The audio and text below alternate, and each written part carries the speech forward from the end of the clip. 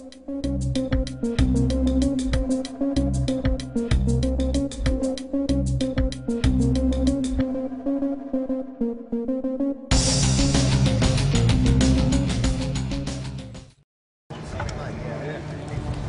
is going on? You gotta have 100 airplanes on your field here. Oh, not quite that many, but the ones that I do have, I really spruced them up for this show. I've got a lot of chameleon paint, got an eagle pod here that I had one of my artist friends paint for me, and this year I've converted the engines right side up on the Trikes, and which gives it a better thrust line. Allows you to use a longer prop. You don't have to worry about the prop hitting your ground anymore.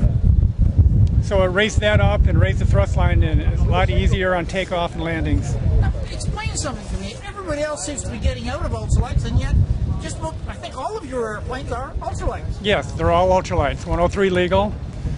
I like that field, and it's really rewarding for me because I train everybody that I'm selling Trikes to. So, and everybody that buys it usually hangs on to them for quite a while. They're so much fun to fly. It doesn't seem to be a limitation of what you can fly, maybe pilot limitation, because I've seen you out there in some really windy conditions. Oh yeah.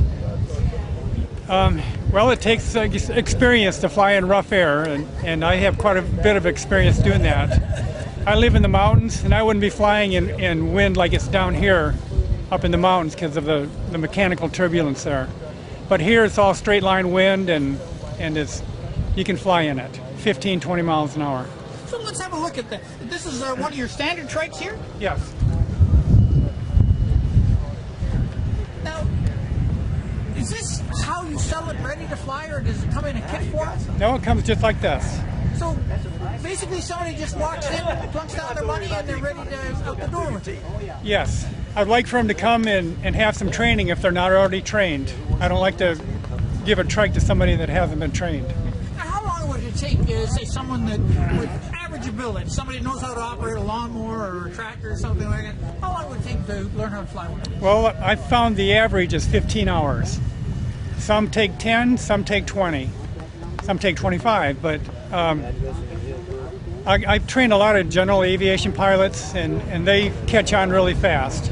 They're like the 15-hour average. Now, what are some of the differences between the units that you have here? Or are they basically just the same unit with a few little options on it? Same unit with different engines.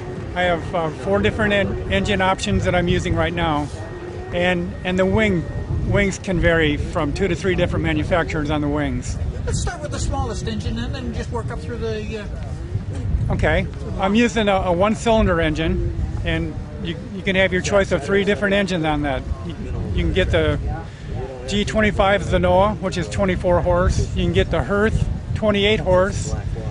And you can get the MZ34 engine, which is about 26 horse. I see you got some little Kawasaki's on here too? Yes, I have a 340 Kawasaki on this one right here. And I have a 440 on this one right here. And the other 2 back here are Rotac 447s. Now, how long have you been doing this? I've been building Sky Cycles for 12 years. And how many of these are actually out and flying now? I've built probably 380 to date. Now, are you a full service facility with training and so on and so forth? Or are you just yes, I have a full training program. I'm a CFI, and I've got my training exemption to train with. That's something that I'm really proud that I've got, because most other CFIs don't have that yet. So if somebody wanted to get in touch with you about your aircraft or about a little bit of flight training, that type of thing, what's the easiest way to do it? Well, they can go to my webpage, and that's flyhardtrikes.com. And you got a telephone number for those who want to reach you by telephone? There's a telephone number on the webpage, and I have quite a few pictures and videos on the webpage that will explain a lot to them. And you can contact me for the price list and set up training. I'm in the Chattanooga area. I'm just west of Chattanooga, about 15 miles. And so, I mean, if you're in the Chattanooga area, you must have lots of room for accommodations and that type of thing if someone's coming down for training? Yes, a lot of accommodations. Okay. Thank you very much for your time, then. All right, you bet.